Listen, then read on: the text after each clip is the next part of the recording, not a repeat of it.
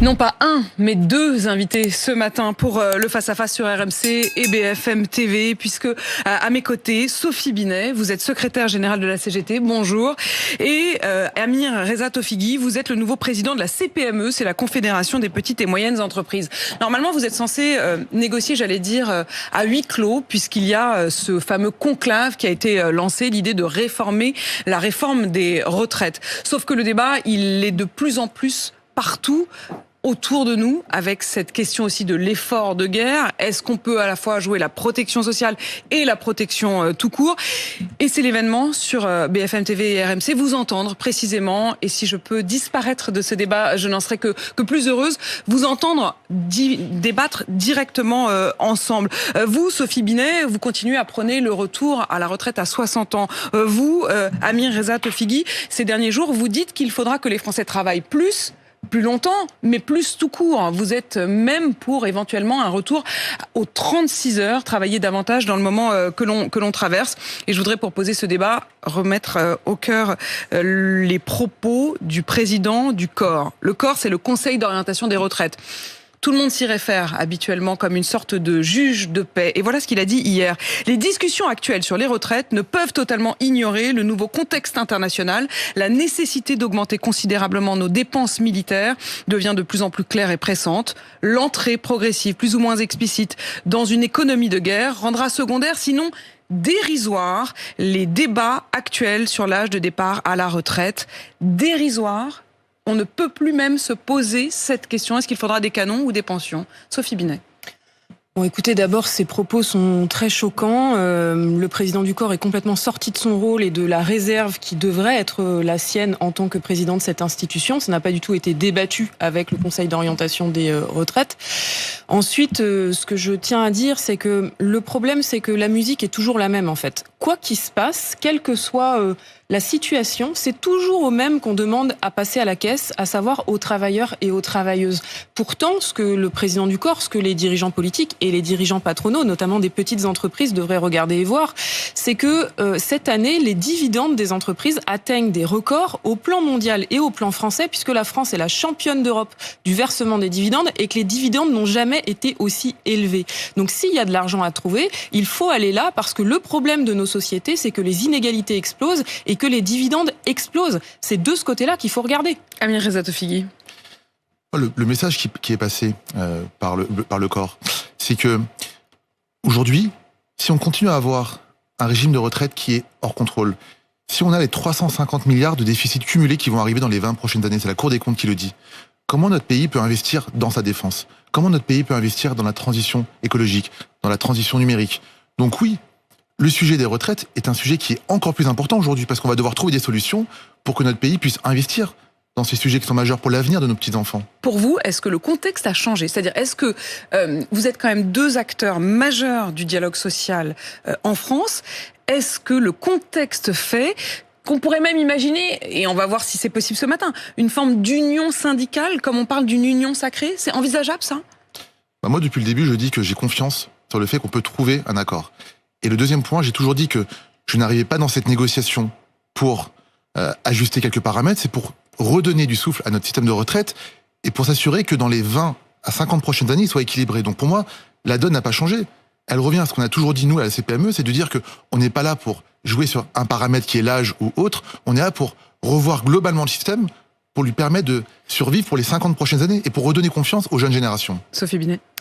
D'abord, je m'inscris en faux. Le système de retraite n'est pas du tout hors de contrôle. Il n'y a personne qui le dit, ni le COR, ni la Cour des comptes. Les déficits sont tout à fait absorbables et pour ça, il faut augmenter les recettes de ça veut dire que même sur retraite. Le constat, déjà, vous n'êtes pas d'accord. C'est-à-dire que en fait, Amir Reza Tofigui, vous dites le système de retraite est hors de contrôle. Vous, Sophie Binet, vous dites je suis pas d'accord avec ça. Ah bah oui, donc, mais d'ailleurs c'est pas que moi qui le dis. C'est le Conseil d'orientation des retraites en 2023 avait bien expliqué que la réforme n'était pas indispensable parce que les comptes n'étaient pas hors de contrôle. Donc il y a un léger déficit auquel il faut répondre. Nous avons des propositions pour ce faire. La première de ces propositions, toute simple, que le patronat refuse d'examiner, c'est la question de l'égalité salariale. Il y avait ce 8 mars un nombre record de manifestants et de manifestantes dans la rue pour dire une chose toute simple, ça n'est plus possible que les femmes soient payées 25% de moins. Et si on payait les femmes autant que les hommes, eh bien ça résoudrait le déficit de nos régimes de retraite et ça permettrait de payer en partie la facture de l'abrogation. Pourquoi est-ce que vous refusez d'avancer sur ce point ? Amir Reza Tofigui. Madame Binet a raison de se parler de ce sujet qui est l'égalité homme-femme, c'est un sujet qui est majeur. Moi je pense juste qu'il ne faut pas se tromper en pensant que c'est la solution au financement de notre modèle de retraite. Pour une raison très simple. Plus de salaire pour les femmes égale plus de cotisations pour les retraites, c'est mécanique. Alors je suis d'accord, mais pour une raison très simple, c'est que il faut dire la vérité sur les chiffres. Aujourd'hui, vous avez raison, c'est 22% l'écart entre les hommes et les femmes. Je ne conteste pas ce chiffre, vous avez complètement raison. Mais si on prend le détail, lorsqu'on prend un temps de travail égal, on arrive à 14%. Et lorsqu'on parle à poste équivalent, on est à 4%. Et oui, sauf que la loi impose un salaire égal pour un travail de valeur égale, c'est-à-dire pas seulement à poste égal. C'est ça le problème, c'est que vous refusez de revaloriser les métiers féminisés. Et oui, il faut aussi travailler sur les temps partiels que les femmes ne choisissent pas. Les temps partiels sont contraints, notamment dans la grande distribution, dans l'aide à domicile que vous connaissez bien. Les femmes sont enfermées dans des emplois à temps partiel avec des salaires bien inférieurs au seuil de pauvreté. C'est scandaleux, ça. Non mais ce que je dis, c'est que en fait aujourd'hui, les sujets à résoudre, les problématiques à résoudre, qui sont en effet le temps partiel ou le fait que les femmes sont surreprésentées dans des métiers plus faiblement rémunérateurs, vous l'avez dit, le soin, l'éducation, et sous-représentées dans des postes de direction ou dans des postes plus rémunérateurs. Qu'est-ce qu'on doit faire ? La réalité, c'est que quand les équilibres vont se faire, et c'est un travail qu'on doit faire ensemble, moi je suis d'accord avec vous, mais quand les équilibres vont se faire, qu'est-ce qui va se passer ? En effet, les femmes vont gagner plus, mais les hommes vont aussi gagner moins, parce que les hommes seront moins sur les postes plus rémunérateurs, les hommes seront aussi plus sur des métiers à temps partiel. Donc oui, il faut rééquilibrer entre les hommes et les femmes. Mais il faut arrêter de penser qu'on va pouvoir décréter 20% d'augmentation en disant que tous les métiers à temps partiel vont d'un coup passer à temps plein, que tous les métiers qui sont plus faiblement rémunérés d'un coup vont pouvoir être augmentés. En fait, ça n'existe pas, la magie n'existe pas ici. Oui, sauf que là, il y a deux problèmes dans ce que vous dites. Un, on dit, ça va se rééquilibrer. Oui, si on laisse les choses se faire naturellement, dans 150 ans, il y aura peut-être l'égalité salariale. Nous n'avons pas 150 ans à attendre. C'est pour ça qu'il faut... Moi, je dis, il faut qu'on travaille pour équilibrer. Si on laisse les choses se rééquilibrer. Non. Et ensuite, la deuxième chose, c'est que sur le rééquilibrage, pour nous, évidemment, on ne doit pas baisser le salaire des hommes pour soi-disant augmenter celui des femmes. Il faut revaloriser les métiers féminisés qui sont sous-payés. Et puis, sur les emplois à temps partiel, le problème, c'est pas que les femmes soient concentrées sur les emplois à temps partiel, c'est qu'il y ait des emplois à temps partiel subis dans plein de secteurs, notamment celui de la grande distribution, celui de l'aide à domicile, etc., où c'est des choix de flexibilité pour les entreprises, mais pas pour les salariés. Et ça enferme dans la précarité. Et ça creuse le déficit de nos régimes de retraite. Sophie Binet, Amir Reza Tofigui, quand je vous pose la question de savoir comment on fait pour rééquilibrer les retraites dans un contexte où les dépenses, en tout cas c'est ce qu'annonce, c'est pas seulement la France, mais aussi tous nos voisins européens, les dépenses de défense vont être augmentées, vous répondez, Sophie Binet, si on augmente les salaires des femmes, on aura l'argent suffisant. Est-ce que vous estimez que dans le contexte actuel, ça suffit ? C'est-à-dire, est-ce que vous estimez que dans le contexte actuel, et j'ai même presque envie de vous poser la question, Sophie Binet, est-ce que vous considérez que le débat tel qu'il commence à être posé, à la fois par le président du corps, mais aussi par de nombreux économistes, l'éditorial des Échos ce matin pose le débat en ces termes, je cite, pension ou munitions. Est-ce que, effectivement, aujourd'hui, on est dans ce cas de conscience, en quelque sorte ? Est-ce que vous le vivez comme ça ? Écoutez, c'est un débat qui est très choquant. L'économie de guerre, quand on est syndicaliste, on sait ce que c'est, malheureusement. Heureusement, on n'y est pas. L'économie de guerre, c'est moins d'argent pour les services publics, moins de droits et libertés pour les salariés. Il faut qualifier précisément la menace à laquelle nous sommes confrontés. Nous sommes confrontés à une internationale d'extrême droite, l'alliance entre Trump et Poutine. Et cette internationale d'extrême droite, elle menace nos démocraties de l'intérieur. Est-ce qu'il ne faut pas remettre de l'argent dans la défense ? Attention à ce que le remède ne soit pas pire que le mal. Parce que si on baisse nos systèmes sociaux, si on asphyxie nos services publics pour financer des munitions, eh bien ça veut dire davantage d'inégalités au plan national, on déstabilise nos sociétés et on déroule le tapis rouge à l'extrême droite. Et nous, ce qu'on a envie d'entendre aussi, c'est quelle est la parole du patronat sur la question de l'extrême droite ? Parce que c'est ça qui nous menace au plan international et au plan français. On n'entend pas le patronat sur ce point, alors que c'est un enjeu qui se pose aussi dans les entreprises. La parole raciste n'a jamais été aussi décomplexée. Les travailleurs étrangers et travailleuses travailleuses étrangères n'ont jamais eu autant de difficultés pour pouvoir travailler en France avec une précarité très importante. Quelle est la parole du patronat là-dessus sur les enjeux d'extrême droite ? C'est une question importante, mais je voudrais d'abord, évidemment, vous les liez, je l'ai bien entendu, je ne nie pas du tout cela, mais je voudrais aussi que précisément le patronat, à travers votre voix à la CPME, Amir Rezatoufigui, puissiez répondre à cette question-là. Est-ce que pour vous, aujourd'hui, il y a effectivement, parce que l'on entre dans une économie au minimum d'efforts de guerre, des arbitrages à faire? Est-ce que, comme le dit par exemple une éditorialiste du Figaro, les États-Unis ont peut-être pendant longtemps financé en quelque sorte notre protection sociale et qu'on va devoir arbitrer aujourd'hui? Alors, nous, ce qu'on dit, on dit pas du tout qu'il faut réduire les services publics ni réduire les pensions. Qu'est-ce qu'on dit aujourd'hui? C'est que pour pouvoir financer l'effort de guerre, il faut juste travailler plus. Il faut juste produire plus de valeur. Parce qu'en fait, moi, je veux bien entendre un peu cette musique permanente de la CGT qui est de dire il faut toujours taxer plus. Voilà, la machine à taxe qui fonctionne très très bien chez la CGT. Mais à un moment donné, on voit bien que plus on taxe, et juste on perd nos entreprises. Et quand on perd nos entreprises, ça veut dire quoi? Ça veut dire que on devient un pays qui fait juste importer des produits, qui ne sait plus produire localement. Pourquoi? Parce que à la fin, ça ne peut pas fonctionner dans une économie mondiale ouverte, et même dans une économie européenne ouverte. Ça ne peut pas fonctionner d'avoir le niveau de prélèvement obligatoire le plus élevé au monde. Donc oui, il faut travailler plus, pas réduire les services publics, non. Il faut travailler plus pour pouvoir financer les sujets qui sont majeurs pour notre pays. Ça veut dire, en effet, la défense, la souveraineté militaire, mais également, encore une fois, la transition écologique, la transition numérique. Il y a des sujets d'avenir. Aujourd'hui, on est en train de léguer une dette à nos petits-enfants pour financer nos retraités d'aujourd'hui. Et moi, je pense que c'est immoral. Mais en fait, travailler plus, les salariés à temps partiel adoreraient pouvoir travailler plus. Le problème, c'est que le patronat refuse les temps pleins pour les salariés à temps partiel. Donc, commencer par travailler là-dessus, ce serait une bonne nouvelle.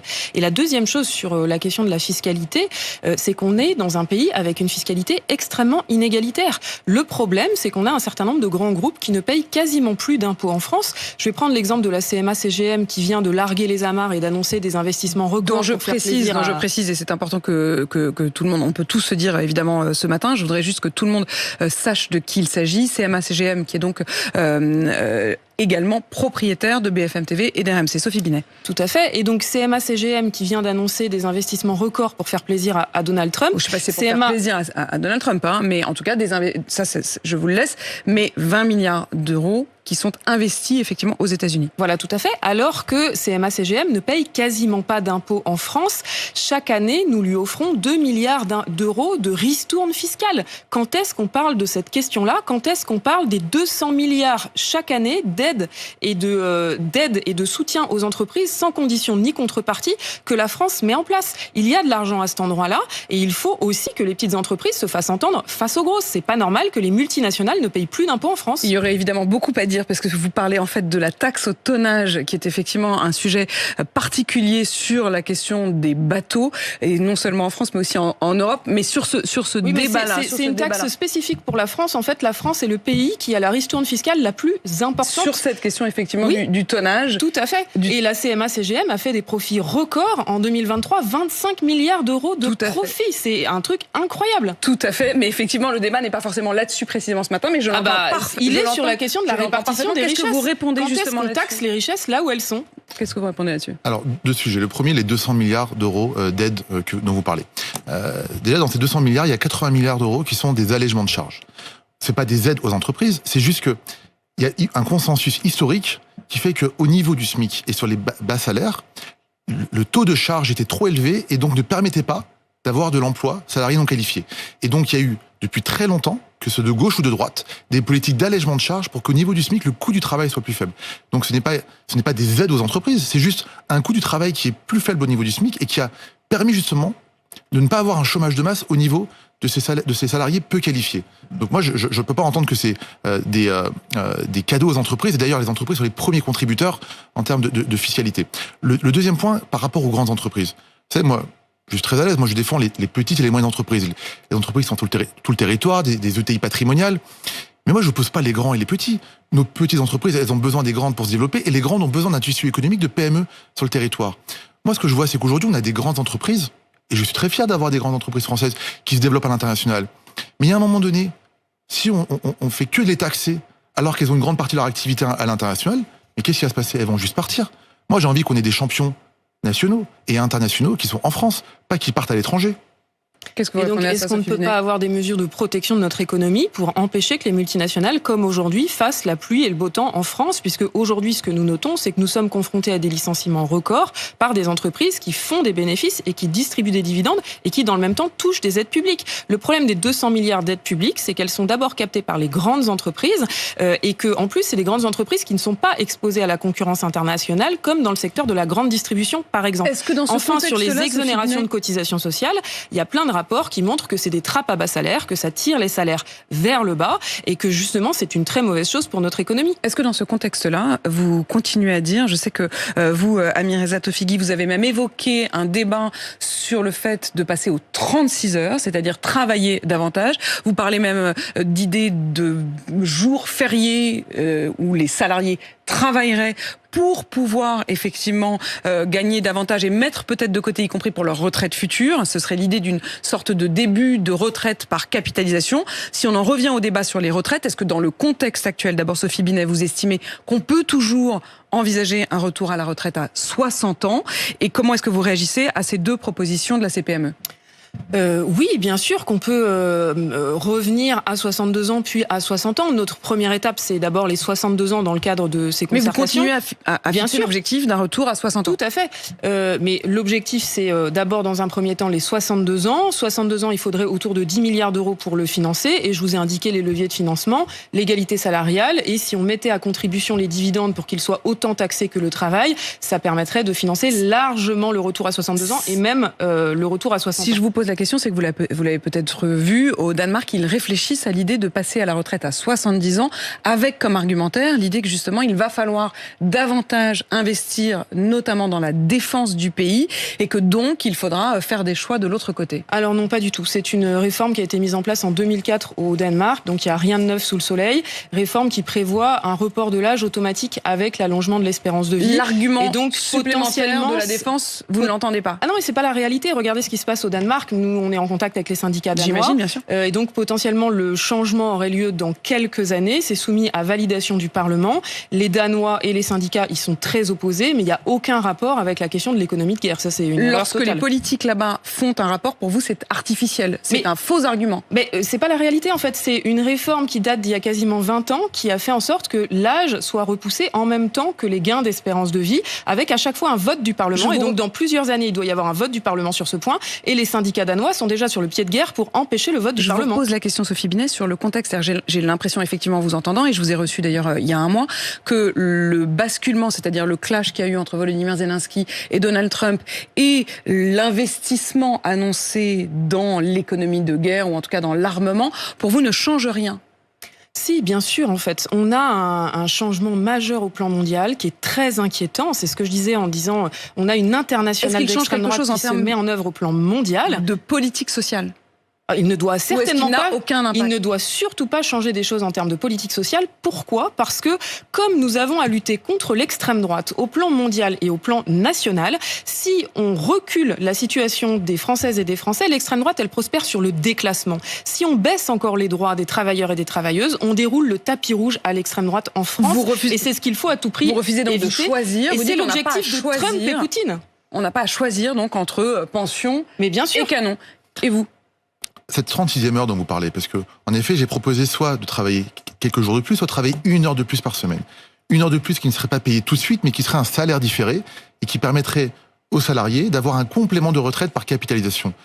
Cette 36e heure, c'est quoi? C'est de sauver notre régime de retraite demain, parce que c'est pas remplacer le régime de retraite par répartition, mais de s'assurer que les personnes qui, dans 30 ou 40 ans, seront retraitées, auront des pensions dignes. Et donc, oui, une 36e heure, ça fait partie des propositions qu'on porte.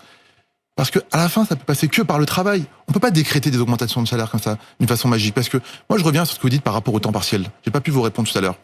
Moi, je veux bien en effet que dans tous les métiers à temps partiel, d'un coup, on décrète qu'on passe à temps plein. Mais c'est quoi la conséquence derrière?